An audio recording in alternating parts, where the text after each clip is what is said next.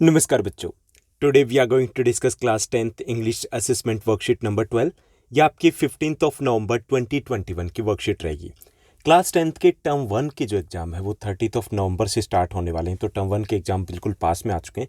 तो ये जो आपको असेसमेंट वर्कशीट दी जा रही है ये प्रैक्टिस के पर्पज से दी जा रही है, यानी यहाँ पर आपको रिटन वर्क है वो करने की बिल्कुल भी नीड नहीं है, क्योंकि इतना बहुत सारा आपके पास टाइम नहीं है कि आप रिटन के ऊपर फोकस कर पाओ।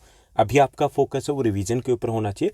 तो इस असेसमेंट वर्कशीट ये मिल रही है या बाकी सब्जेक्ट की असेसमेंट वर्कशीट जो भी आपको मिल रही है, तो इनको सिर्फ आपने प्रैक्टिस करनी है। ओके, तो लेट्स बिगिन। चलिए शुरुआत करते हैं हम आज की इस असेसमेंट वर्कशीट की। तो यहाँ पर हमें इस असेसमेंट वर्कशीट में 2 शॉर्ट अनसीन पैसेज दिए गए। ओके, उन अनसीन पैसेज को हमें रीड करना है और उन पर बेस्ड और कुछ एक्स्ट्रा क्वेश्चंस दिए गए जिनके हमें प्रैक्टिस करनी है।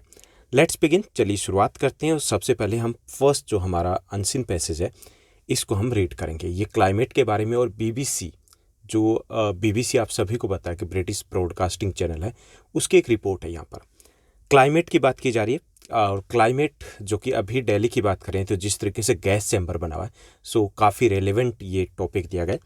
Climate change is a shift in the average weather conditions. Climate change क्या होता है? जो एवरेज वेदर कंडीशन होती है उसमें चेंज आता है, उसे क्लाइमेट चेंज बोलेंगे। वेदर कंडीशन क्या होती है कि जो डेली का हमारा कंडीशन होती है स्काई की, तो उसको एटमॉस्फेरिक कंडीशन कह सकते हैं, तो वो हमारा वेदर होता है। और लॉन्ग टर्म में जो 30 ईयर्स की एवरेज होती है वेदर की, तो उसको हम बोलते हैं क्लाइमेट। ओके, तो क्लाइमेट क्या है? Climate change is a shift in the average weather condition and the rapid climate change we are now seeing is caused by human using oil, gas, coal for their homes। कि आमतौर पे जो climate में change आता है वो एक long term में आता है। लॉन्ग टर्म मतलब हंड्रेड्स ऑफ ईयर्स हो सकते हैं, तब लिटिल बिट चेंज आता है।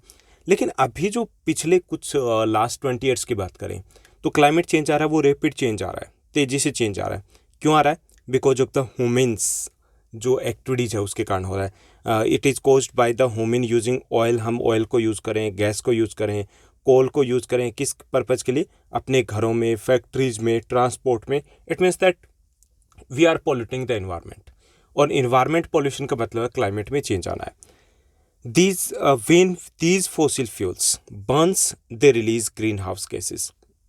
ये फॉसिल फ्यूल्स है। ओके, चाहे वो पेट्रोल हो, डीजल हो, नेचुरल गैस हो या कोल हो, ये सभी क्या फॉसिल फ्यूल्स है। जब इन फॉसिल फ्यूल्स को हम बर्न करते हैं तो इससे ग्रीन हाउस गैसेस निकलती है, mostly carbon dioxide CO2, and these gases trap the sun's heat. जो CO2 है वो सन की हीट को ज़्यादा सोखती है। ओके, एब्सॉर्ब ज़्यादा करती है, ट्रैप ज़्यादा करती है, तो इससे टेम्परेचर बढ़ जाता है। So these gases trap the sun's heat and cause the planet's temperature to rise. और इससे टेम्परेचर थोड़ा सा बढ़ जाता है। थोड़ा सा मतलब ये कि अगर 1 डिग्री सेल्सियस भी अप डाउन होता है तो क्लाइमेट में काफ़ी सारे चेंजेस आ जाते हैं। Okay, the world is now warmer than what it was in the 19th century. Okay, अब क्या है कि 19th सेंचुरी से कंपेयर करें तो उसके कंपैरिजन में काफ़ी ज़्यादा गर्म है ये पूरा वर्ल्ड, पूरी earth. And the amount of CO2 in the atmosphere has risen by 50%। 50% के आसपास CO2 का अमाउंट है वो बढ़ चुका है लास्ट 200 ईयर्स में। Extreme weather events are already more intense. जो एक्सट्रीम वेदर इवेंट्स हैं, चाहे वो ड्रॉट लाइक सिचुएशन है, चाहे वो फ्लड है, इस टाइप के इवेंट्स है वो ज़्यादा फ्रिक्वेंट हो चुके हैं। Threatening leaves and the livelihood. हमारे लिए किसी भी टाइप का चाहे बायोटिक लाइफ है तो उसके लिए यहाँ पे रहना शायद और ज़्यादा मुश्किल हो जाएगा। With further warming some regions could become अनइनहेबिटेबल।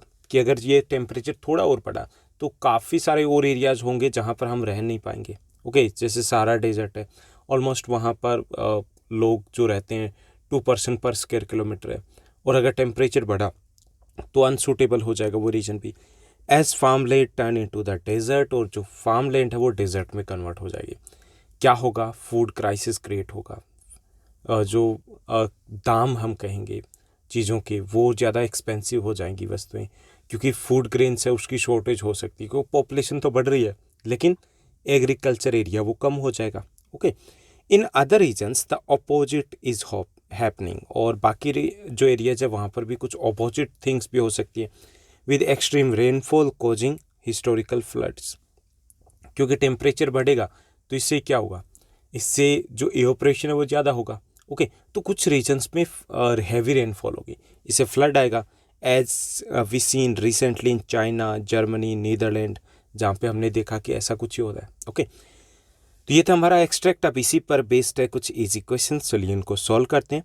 तो यहाँ पे फर्स्ट हमारा क्वेश्चन दिया गया, change, climate change is happening rapidly because, climate change है वो रैपिडली हो रहा है, क्यों हो रहा है? फर्स्ट ऑप्शन है हमारा, human beings burns fossil fuels to run factories and vehicles, हम फॉसिल फ्यूल को यूज़ करें इसके कारण हो रहा है। Second, we burn these fossil fuels release large amount of gases like CO2, और इससे CO2 जैसी जो ग्रीन हाउस गैसेज है वो निकल रही है। Third, green house gases trap the sun's heat and raise the planet's temperature, इससे क्या होता है कि सन की हीट को ट्रैप करती है ग्रीन हाउस गैसेज और प्लानिट का टेम्परेचर बढ़ जाता है। डी दिया गया ऑल ऑफ द अबव, इसमें आपका करेक्ट जो आंसर रहेगा वो डी रहेगा, all of the above. Okay, second question को देखिए। सेकंड क्वेश्चन है, select the most appropriate option for first and second statement के लिए हमें मोस्ट अप्रोप्रिएट ऑप्शन है सेलेक्ट करना है। फर्स्ट दिया गया, the amount of CO2 in the atmosphere है राइजन बाय 50%, करेक्ट है, ये बिल्कुल ट्रू है। सेकंड है, as a result the world is becoming cooler, ये रॉन्ग है। ओके, ये फॉल्स है हमारा, तो इसमें करेक्ट जो हमारा आंसर होगा वो हो जाएगा C, second is false and first is true. Okay, C आपका करेक्ट आंसर रहेगा। थर्ड क्वेश्चन को देखिए, which word in the passage means not possible to live in, ऐसा हमें एक वर्ड फाइंड आउट करना है जो इस पैसेज में यूज किया है। थ्रेटनिंग, ये तो नहीं है, वार्मिंग, ये भी नहीं है, फ्लडिंग, ये भी नहीं है, अनइनहेबिटेबल, ये करेक्ट आंसर रहेगा आपका डी। ओके, सो फर्स्ट आपका क्वेश्चन है उसमें करेक्ट आंसर डी रहेगा, सेकंड में आपका सी रहेगा और थर्ड में आपका डी रहेगा। Now let's move to the next question, जो सेकंड क्वेश्चन है। सेकंड हमारा क्वेश्चन दिया गया, which of the following is not the essential detail in the complaint letter, हम कंप्लेंट शिकायती पत्र लिख रहे हैं। ओके, तो उसमें से क्या है जो एसेंशियल नहीं रहेगा? फर्स्ट है product number, second case memo number, third date of the purchase, तो ये सब कुछ तो हमें देनी होगी ना, पर प्रोडक्ट नंबर क्या था, केस मेमो नंबर भी हमारे पास होना चाहिए कि हमने पेमेंट कैसे की है, कब खरीदा, ये भी हमें देना होगा। Bar code of the product ये देने की ज़रूरत नहीं है। ओके, तो डी है वो एसेंशियल पार्ट नहीं है कंप्लेंट लेटर का, क्लियर। उसके बाद थर्ड हमारा क्वेश्चन देखिए, थर्ड क्वेश्चन देखिए, what is the correct sequence of the information included in the body of a letter to the editor, कि अगर हम लेटर टू द एडिटर लिख रहे हैं उसकी बॉडी में क्या है जो हम इंक्लूड कैसे इंक्लूड करेंगे, करेक्ट ऑर्डर में हमें करना है। तो इसमें फर्स्ट दिया गया details of the matter, okay, conclusion, what is expected from the editor, conclusion तो सबसे एंड में आएगा ना, purpose of writing the letter ये सबसे पहले आएगा। सेकंड में देखिए, purpose of the writing the letter शुरुआत से ही किया है, डिटेल ऑफ द मैटर ये भी करेक्ट है, conclusion what is expected from the editor ये भी ठीक है। ओके, तो बी हमारा करेक्ट आंसर हो जाएगा, बिल्कुल हो जाएगा, तो बी आपका करेक्ट आंसर रहेगा। ठीक, सेकंड में आपका डी करेक्ट आंसर था, यहाँ पे बी रहेगा। Now let's move to the fourth question. Fourth question है, only 10 students could solve the problem in the given time, कि थोड़े से बच्चे, कुछ ही बच्चे, ओके, इस प्रॉब्लम को सॉल्व कर पाए। तो इसमें ऑप्शन देंगे the few, a few, many, a little, तो इसमें अ फ्यू रहेगा, only a few students could solve the problem in the given time, तो बी आपका करेक्ट आंसर रहेगा। Now let's move to the next one. Fifth आपका question दिया गया, you days leave town till the culprit is caught, आप इस शहर को जब तक पकड़ा नहीं जाता कल्प्रिट आप छोड़ नहीं सकते।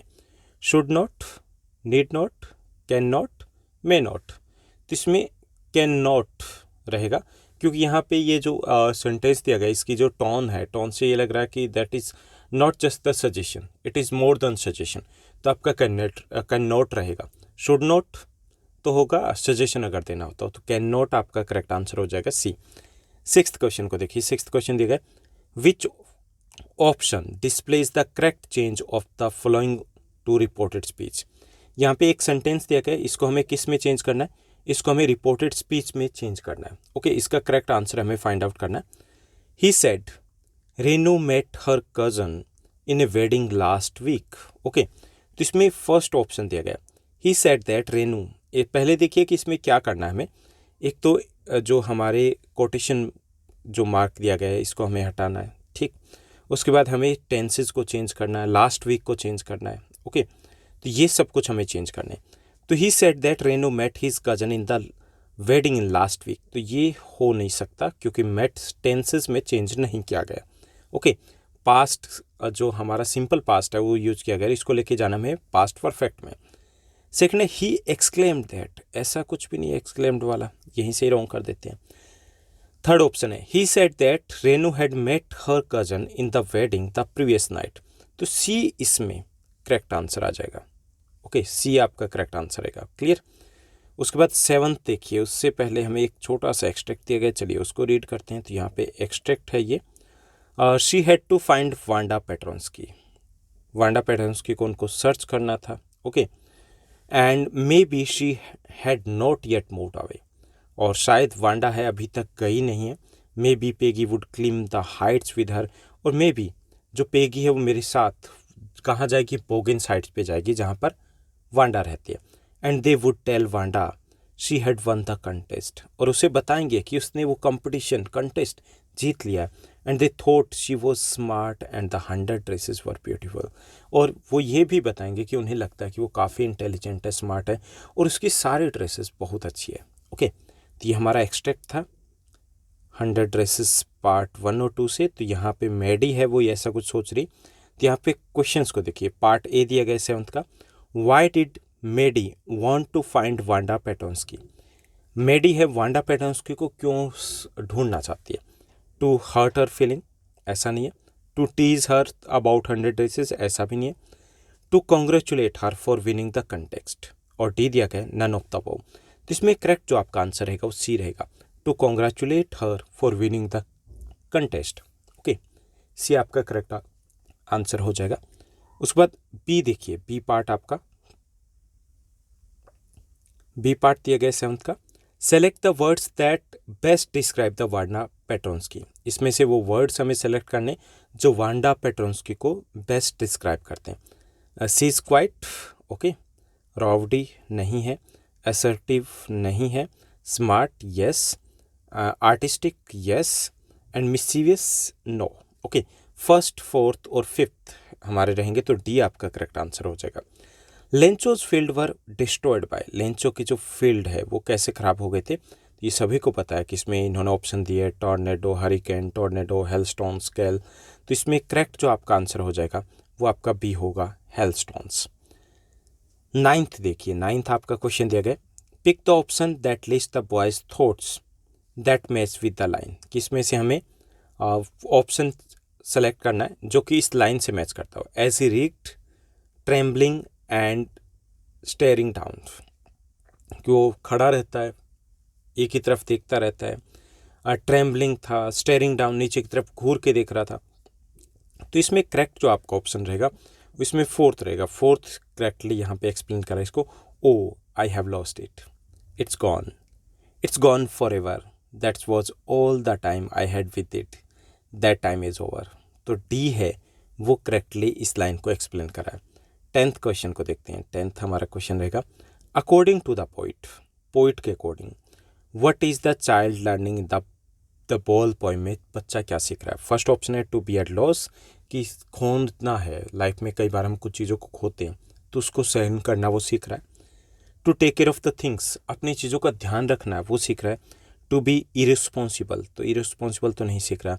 डी दिए गए बोथ ए एंड बी, तो आपका करेक्ट आंसर है वो डी हो जाएगा, बोथ ए एंड बी। ये थी आज की आपकी असेसमेंट वर्कशीट। आई होप सब कुछ आपको अच्छे से समझ में आया होगा। आपका क्लास 10 सोशल साइंस का जितना भी सिलेबस है टर्म 1 का, सारे चैप्टर्स डिटेल में हो चुके हैं। सभी चैप्टर्स के MCQs पब्लिश कर दिए गए, कुछ और एक्स्ट्रा MCQs भी आने वाले। इंग्लिश के भी टोटल चैप्टर्स हो चुके हैं, टोटल चैप्टर्स के MCQs आ चुके हैं, सेम हिंदी के साथ आ चुका है। तो अगर आपने नहीं देखा तो आपको प्लेलिस्ट में जाना, वहाँ पे class 10 social science, English, Hindi की अलग से प्लेलिस्ट मिलेगी जहाँ पर ये सब कुछ आपको मिल जाएगा। आज के लिए बस इतना ही। Thank you, bye bye, have a nice day.